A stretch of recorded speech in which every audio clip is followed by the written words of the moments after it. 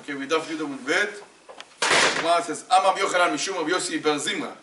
כל התולה בזכות עצמו, תולין לו בזכות אחרים. כל התולה בזכות אחרים, תולין לו בזכות עצמו.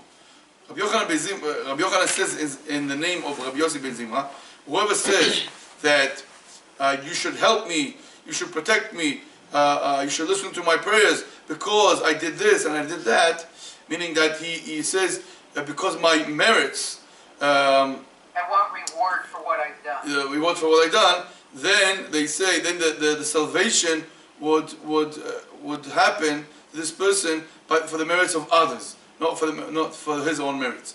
When whoever says, please help me, not for my sake, but for the sake of others, then in that case, you'll say, okay, you think that others are better than you. Okay, we will find that there's a lot of good things about you. And we have example from Moshe Rabbeinu and from Chizkiyahu. Moshe tala b'zchut acherim. Moshe, when he was praying about the golden calf, when he wanted to ask for forgiveness, right? So he says, Chol Avraham Yitzchak Yisrael Avadecha. So please remember me for the sake, remember our nation for the sake of Avraham, Yitzchak, Yaakov. So Moshe HaKadosh respond, and he said, no. Vayomer Ashmidem Lule Moshe Abichiri Amad Baperetz Lefanav La'ashiv Chamato Me'ashchit. So the pasuk says in Tehillim that that for the sake of Moshe Rabbeinu, Hashem saved Am Yisrael. But when we see Chizkiyahu, it's different. Chizkiyahu tala b'zchut atzmo, יתיב זכור נא את אשר התהלכתי לפניך. He says that please remember that I walked in front of you and I was loyal to you. תלו לו בזכות אחרים. So Masechet Berachot said, okay, you think you're great for your merit? I would say that I'll protect you not because you, but for the sake of others. שנאמר וגנותי את העיר הזאת להושיע למעני ולמען דוד עבדי, for the sake of דוד המלך. והיינו דאמר ביהושע בן לוי, דאמר ביהושע בן לוי, מה דכתיב? הנה לשלום מר לי מר, אפילו בשעה שיגיד הקדוש ברוך הוא שלום, מר הוא לי. Many times there's good things, but they are wrapped with bad things, with bitter things. The salvation is not a perfect salvation, it's bitter. And that's what he says here. It's shalom. It's shalom, but it's bitter because he didn't do it for my sake, but for the sake of others. Okay? It seemed to me that, quote unquote, you get what you want anyway. Yeah, you will get whatever you want, but not for this sake. Does it matter whether it's your own? Yeah, because you want to get it for you know, it's a compliment, of course. People like compliments, and here Hashem doesn't compliment him. He says, "I'm going to help you. The peace will come, but not because you, because others." Gemara says, "Na'aseh na aliyad kir ketana." So we learned that Elisha was Elisha Shulamit, right? She called Elisha to come with the kids, correct. So it said, "Na'aseh na aliyad kir ketana." So Shulamit told his husband, "Let's make a nice place in the attic." It was a small wall, or was a bed, there was a table, was a chair, was a lamp, and then he will come and have a place to stay. Rabbi Shmuel, אחד אמר עלייה פרועה, הייתה בקרובה, ואחד אמר החסכתך גדולה בחלקו לשניים. So there's an argument here. What exactly the wall? What exactly she meant when saying that she wants to make a wall. So some say that she. What sort of privacy did he have? Yeah. So some say that she was saying that this wall is referring to the ceiling. Okay. That there was the open roof. The roof was open. There was no roof. In other words, and she said we have to close it. We have to put a nice ceiling.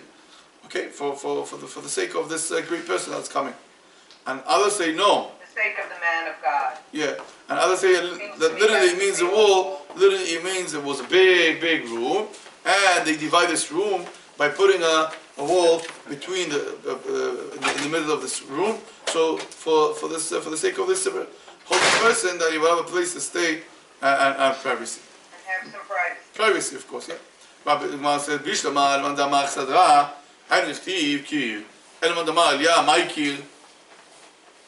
Man says, we understand when the Gemara says achsadra, it says kir, that they put a wall in the middle, because a wall, literally a kir, means that you put a partition, right? So, but the one that says that it was aliyah, meaning that the roof was open, there was no roof. My kir, what does it mean kir? Kir is not, if you want to say a ceiling, say a ceiling. Tagit tikra, ma'aziva, or say something. Why are you saying a ceiling? Masechet Berachot. Yeah, you can still use the word kir because it means shekirua, meaning that they put a ceiling on top of the four walls. Bishlam al-manda ma'aliyah and n'chtiv aliyat. Ela lemanda ma'achsadra ma'aliyat me'ulesh bebatim. Gemara says now the opposite. Now we're attacking the other opinion. It's understandable the one that says aliyah, because that's why it says aliyat. Okay, when we understand the one that says that it's referring to the ceiling, because the pasuk says aliyat mean the ceiling. But the one that says achsadra, what does it mean aliyat? It was not the attic. Yeah, he says achsadra. Man says meulesh, but the aliyat means that he gave him the best part of the house. Okay. Man says a bit more. So, and also she said we'll give him a bed, a table, a chair, and a lamp. אמר אביי ויתמר רבי יצחק, הרוצה ליהנות ייהנה כאישה, שלא רוצה ליהנות אל ייהנה כשמואל הרמתי שנאמר, ותשובתו הרמתה כי שם ביתו. רבי יוחנן, כל מקום שהלך, שם ביתו עמו. מה says that there's two ways for a person to function in his life. So there's a way of functioning like Elisha that doesn't take pleasure, doesn't take any benefit from others, doesn't want to have any pleasure from any positions of other people. Huh? Elisha, so yeah, Elisha did want to take pleasure from others, okay? But if you take pleasure from others, like Elisha, you need to know how to do it. Okay? So I would say, le'enot, if somebody wants to take pleasure from others, he's entitled to do it. He's allowed to take pleasure from others. He's allowed to have some aid and support from others. But you need to do it like Elisha. Okay? Before Elisha, he got stuck with Gabe. So Maharsha explains, because Elisha knew that when they're giving him what they're giving, they are happy to do it, because a great person is coming to visit. So of course, it's true that you're giving, but it's not really giving, it's taking. Because a great person, when you give him something, it's like taking from him, right? Because wow, you're so proud. I'm giving to this person, like a great rabbi, a great president. You're giving something. So you should always be aware that when you're giving, this person is happy to give you. So that's more or less like Elisha. If I remember correctly, she made this room for him whenever he would come over. Yeah. So it wasn't like he was living there or anything. He would go there right, occasionally, spend the night and then go back home. Yeah, correct. Yeah, that's another way of explaining it. True. Okay, Shmuel, and whoever wants to conduct his life like Shmuel, you should do like Shmuel. And what was it with Shmuel? Shmuel, wherever he will go, he will take his belongings with him, because he didn't want to take any pleasure from others. Whatever he would walk, it was his house. Okay?